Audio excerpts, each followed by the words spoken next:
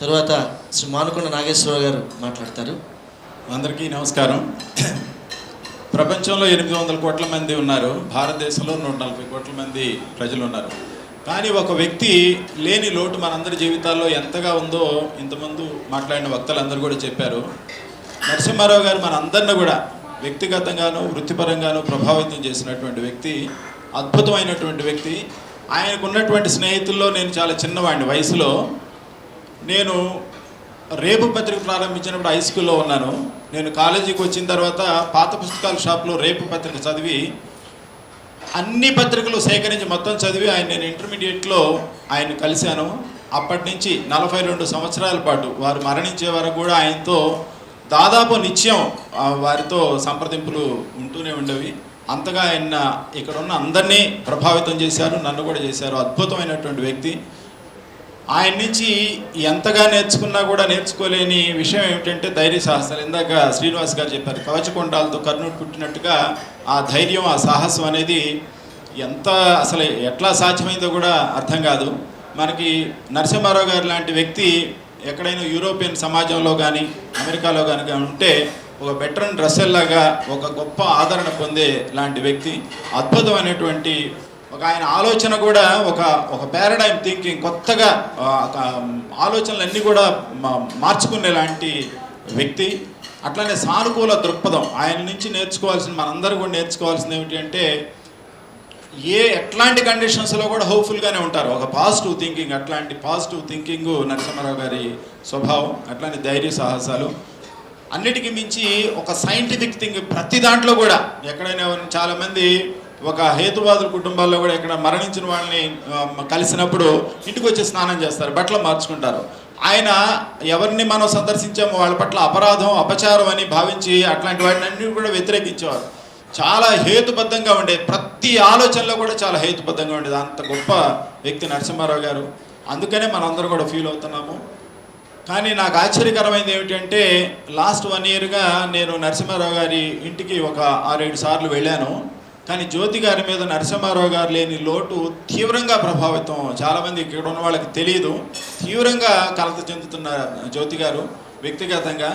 So వాళ్ళిద్దరు కూడా పెళ్ళైన రోజు నుంచి ఆయన చాలా ఒక టీవీ డిబేట్లో కూడా చెప్పారు, దంపతులుగా అత్యంత ఎక్కువ సమయం గడిపిన రికార్డు ఉంటే అది మాకే చెందుతుంది అని. అంతగా వాళ్ళిద్దరి మధ్య అనుబంధం ఉన్నది. జ్యోతి గారు తీవ్రంగా దుఃఖానికి గురవుతున్నారు. ఆవిడ మనస్తత్వంలో కూడా చాలా తేడా కనిపిస్తుంది. అందుకని మనందరం కూడా సాధ్యమైనంత వరకు వారి కుటుంబంతో, నరసింహారావు గారికి పరిమితం కాకుండా వారి కుటుంబంతో కూడా కొంచెం అనుబంధం ఉండాలని కోరుకుంటున్నాను.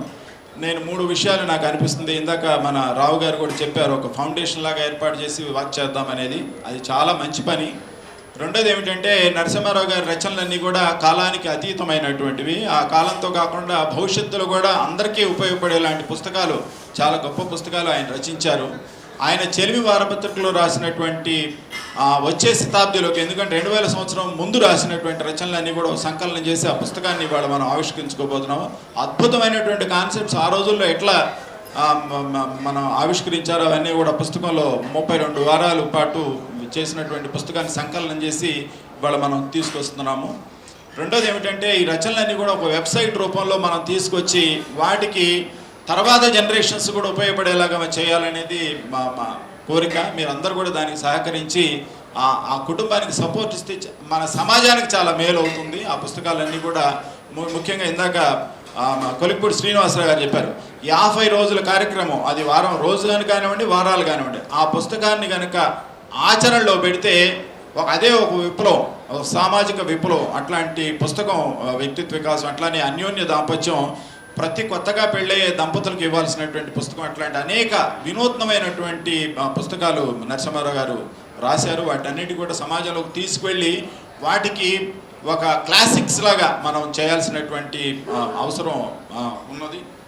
మూడోది ఏమిటి అంటే నరసింహారావు గారు చాలా ఇష్టపడి, ముఖ్యంగా పిల్లలు విత్తనాలు లాంటి వాళ్ళు, ఆ విత్తనాలు దశలోనే వాళ్ళల్లో ఒక సానుకూలమైనటువంటి, హేతుబద్ధమైనటువంటి, శాస్త్రీయమైనటువంటి ఆలోచనలు ఉంటే బాగుంటుందని బ్రైట్ చైల్డ్ పేరుతోటి 32 పుస్తకాల సంకలనం ఒక పెద్ద గ్రంథంగా తీసుకొచ్చారు.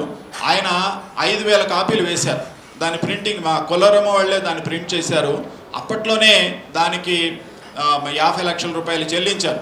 ఏది దాని అద్భుతమైనటువంటి పేపర్, పిల్లల మనస్తత్వాన్ని దృష్టిలో పెట్టుకొని ఆయన మొదటి నుంచి కూడా రేపు పత్రికలో పిల్లల కోసం కొన్ని పేజీలు కేటాయించేవారు. పిల్లల మనస్తత్వం మీద చాలా సాధికారత ఉండేది నరసింహారావు గారికి.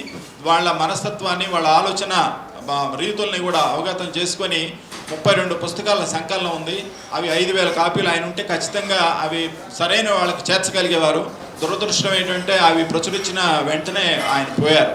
సో అందుకని మీలో ఎవరికైనా సరే, మేము చాలా ప్రయత్నాలు చేస్తున్నాము, కొన్ని కాపీలు చేసాం కానీ 5,000 కాపీలు, ఇప్పుడు అవి 4,600 కాపీలు ఉన్నాయి.